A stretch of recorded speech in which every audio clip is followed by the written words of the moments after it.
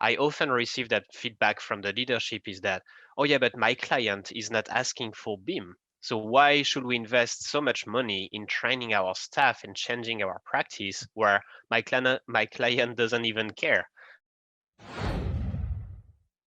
From the corporate side, how do you, like when it comes to the, cultural aspects, how you are managing this, like return on investment, code discussions and so forth? Can you, without going obviously the confidential level of detail, can you just tell us a little bit on that, like on that bit?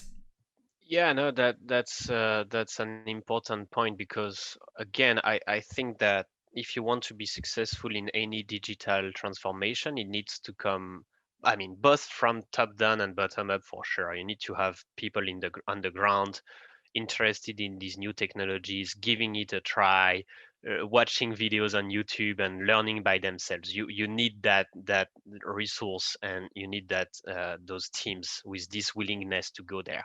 At the same time, if you do not have the push and the money coming from the top to make that transformation happening, nothing will change, especially in big corporations. So I think that there is a lot of work to be done by communicating to the leadership to explain them why it's so important to move into transition into BIM.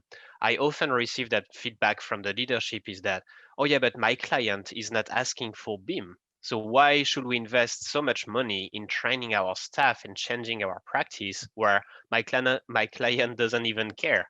Like, yeah, but you see what's going on in the industry. You see that your client will end up asking for that because this is not just a 2 years trend. It's been 10 years that more than 10 years that the industry is moving into BIM.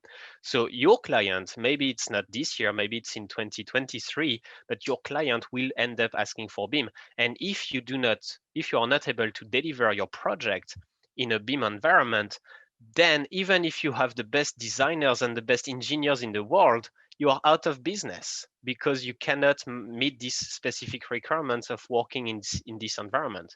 So I think there is a lot of work to provide, the leadership with a vision and showing them why it's important sometimes to disrupt ourselves first before being disrupted by the industry and by the client request. And then the return on investment and the business model is easy. Is either you are still in business or out of business. I mean, that's one or the other solution. What do you pick? So that's why at a company level, for example, within Arcadis, more than 3 years ago, we launched a big digital initiative, and maybe you have heard of that 100% BIM program we pushed for. That was like, okay, we want all of our projects to be done in BIM as soon as possible because we know that's the future. But to get the buy-in from the leadership to be able to launch such a project took a long time. It's been more than 5-6 years of research and showing them why we do that.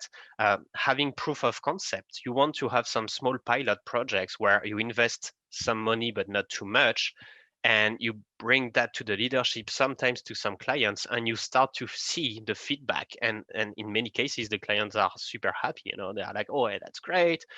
Maybe they are not ready to pay for it now.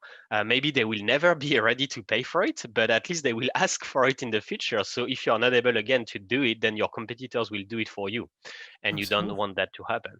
So that's a lot of taking one step back, uh, asking the why and showing the added value on the different use cases. And remember, in BIM, if we just do BIM to deliver a 2D drawing from Revit at the end of the day, yeah, we will lose a lot of money. I can tell you that's for sure. Absolutely. Um, After but paying when so much of yeah, the investment in software, just yeah. to do 2D drawings, yeah, we'll be big losers at the end of the day.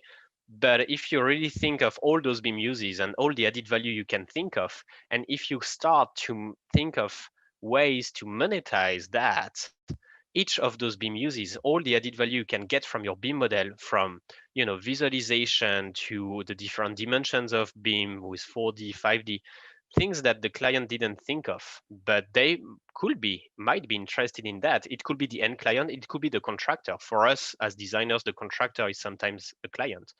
It could be the operator. You could think of how to leverage BIM for asset management. So then there is value in those BIM models because those BIM models are nothing more than a structured database. And and a lot of operators are interested in having a structured database. So then what do you do to sell that? And again, here you think of the monetization aspect of BIM, which is not just, oh, I will deliver a cool 3D model. Cool. Yeah, that's more than that, hopefully. If you like this video and more videos like this, subscribe to our channel because there will be many more. And don't forget to turn your notification bell on.